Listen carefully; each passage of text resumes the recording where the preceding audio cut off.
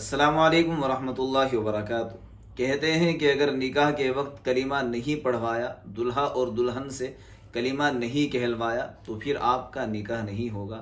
और ये बात मैं नहीं कह रहा, अक्सर लोग इस तरह की बातें करते नज़र आते हैं।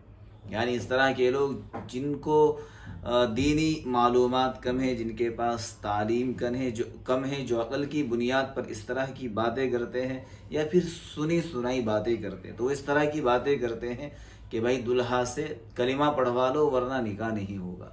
आज मैं इंशाअल्लाह इस हवाले से आप हजरात के सामने 3 अहम मसले रखने वाला हूँ।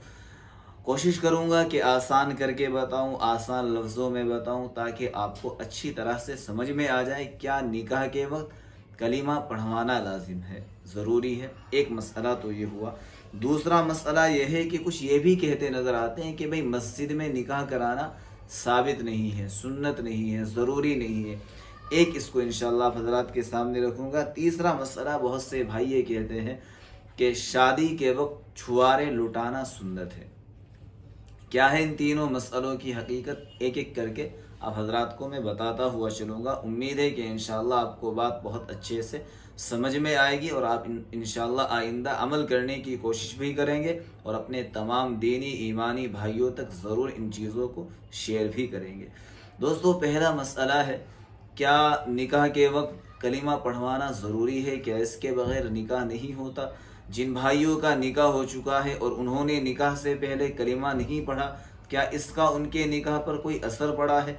देखिए, शरीयत का इसमें जो मसला है वो ये है, ज़ाहिर है कि जब एक इंसान अपने आप को मुसलमान कहता है, ईमान वाला कहता है, तो उसका इस बात पर भी अक़ीदा होता है कि भाई वो अल्लाह को मानता है, अल्लाह के रसूल को मानता है।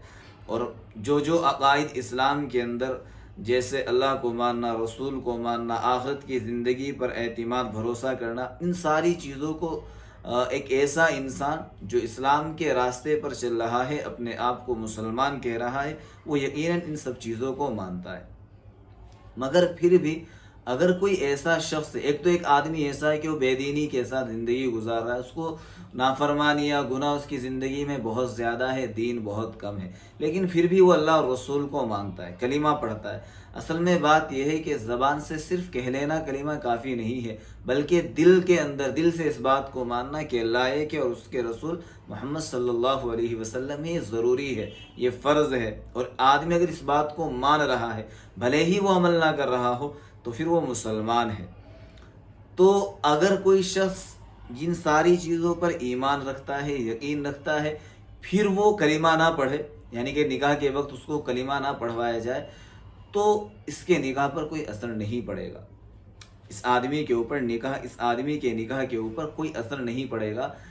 यानी कि अब ये हुआ कि निकाह के वक्त कलीमा पढ़वाना बिल्कुल ज़रूरी नहीं है। लेकिन अगर कोई शख्स ऐसा नज़र आ रहा है कि उसके अक़ीदे ज़रा खिलाफ है, अजीब अजीब बातें करता है, अजीब अजीब तरह के अक़ीदे रखता है, और उसके बारे में हमें इल्म है कि भाई ये शख्स अजीब तरह के अक़ीदे रखता है, तो उसका अगर निकाह हो रहा है तो इसमें कहीं ना कहीं एहतियात का पहलू यही है कि भाई उसको कलीमा पढ़वा दिया जाए, और कलीमे के साथ साथ उसको इस बात की दावत दी जाए, तालीम दी जाए कि भाई देखे अल्लाह एक है और मोहम्मद सल्लल्लाहु अलैहि वसल्लम उसके पैगंबर है, रसूल है, नबी है। लेकिन इसको ज़रूरी समझना, लाजिम समझ लेना, ये कहीं से साबित नहीं है, और इसको अपने ऊपर लाजिम भी नहीं करना चाहिए कि हर जगह हर आदमी को इसी बात की दावत दे कि भाई पहले तुम कलीमा पढ़ो, कलीमा सुनाओ, उसके बाद आपका निकाह होगा। इससे असल में बाज़ अवक़ात मसला ये खड़ा हो जाता है कि बहुत से भाई अपनी इंसल्ट महसूस करते हैं कि शायद ये सामने वाला हमारी बेइज्जती कर रहा है। तो ये मौका नहीं होता कि आप बार बार किसी से कहें कि भाई कलीमा सुनाओ, कलीमा पढ़ो, कलीमा कहो। तो अगर कोई दीनदार आदमी नज़र आ रहा है, उसको कहने की ज़रूरत नहीं है, डायरेक्ट निकाह करा दे, कोई हरज नहीं, कोई मसला नहीं, कोई परेशानी नहीं, इंशाअल्लाह निकाह पर कोई असर नहीं पड़ेगा। लेकिन अगर कोई वाक़ईतन मशकूक शख्स नज़र आ रहा है, जिसके ऊपर शक है, तो एहतियातन पढ़ा ले, तो कोई हरज भी नहीं है। तो अगर पूरी बात को कहूँ, बस यूँ कि ये है कि इसको ज़रूरी ना समझे, कोई गलत नज़र आ रहा है तो पढ़वा ले, वरना इसको लाजिम और ज़रूरी अपने ऊपर ना करे। दूसरा मसला है कि मस्जिद में निकाह पढ़ाना साबित नहीं है। दोस्तों, मस्जिद में निकाह पढ़ाना सिर्फ साबित ही नहीं, बल्कि مستحب ہے اور مسجد کے اندر ہی آدمی کو نکاح پڑھوانا چاہیے۔ مسجد کے اندر نکاح پڑھوانے کی ایک الگ ہی نورانیت ہے، ایک الگ ہی مزہ ہے۔ وہاں اگر آپ مسجد کے اندر نکاح پڑھوائیں گے تو وہاں ایک خاموشی ہوگی، لوگ تھوڑی دین کی بات بھی سن لیں گے، ترغیبی بات بھی سن لیں گے، اور اس کے ساتھ ساتھ ان کو جو نکاح کا خطبہ ہے، جو ایجاب و قبول ہے، وہ بھی بہت اچھے سے سمجھ میں آئے گا اور اچھے سے وہ سن سکیں گے۔ شادی یعنی میرج جو ہال ہوتا ہے اس کے اندر یہ ساری چیزیں اچھے سے سمجھ میں نہیں آتی، وہاں شور بہت زیادہ ہوتا ہے، لیکن یہ بھی ضروری نہیں ہے، مگر مستحب یہی ہے کہ مسجد میں ہی نکاح کروانے کی کوشش کیا کرے۔ لیکن اگر کوئی مسئلہ ہے، مسجد دور ہے، پھر جہاں چاہے آپ نکاح کروا سکتے ہیں، کوئی حرج نہیں، کوئی گناہ نہیں۔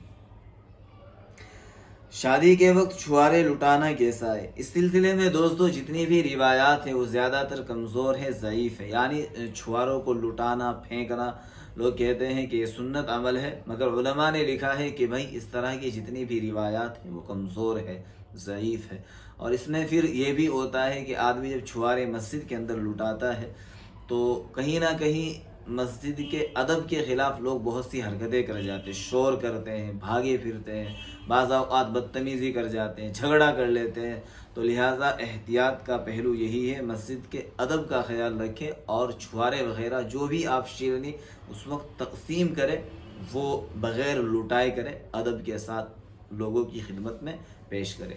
تو دوستو یہ 3 بہت اہم مسئلے تھے، مجھے امید ہے انشاءاللہ حضرات کو سمجھ میں آئے ہوں گے۔ اگر آپ کو کوئی بھی بات سمجھ میں نہ آئے، سمجھ میں نہ آیا کرے، تو آپ بالکل بلا جھجک ہم سے پوچھ سکتے ہیں، انشاءاللہ آپ کے مسئلے کو جتنا ہو سکے بتانے کی ہر ممکن کوشش کی جائے گی۔ اس ویڈیو کو اپنے تمام دوستوں تک ضرور شیئر کریں، اپنی دعاؤں میں ضرور یاد رکھنا۔ السلام علیکم ورحمۃ اللہ وبرکاتہ۔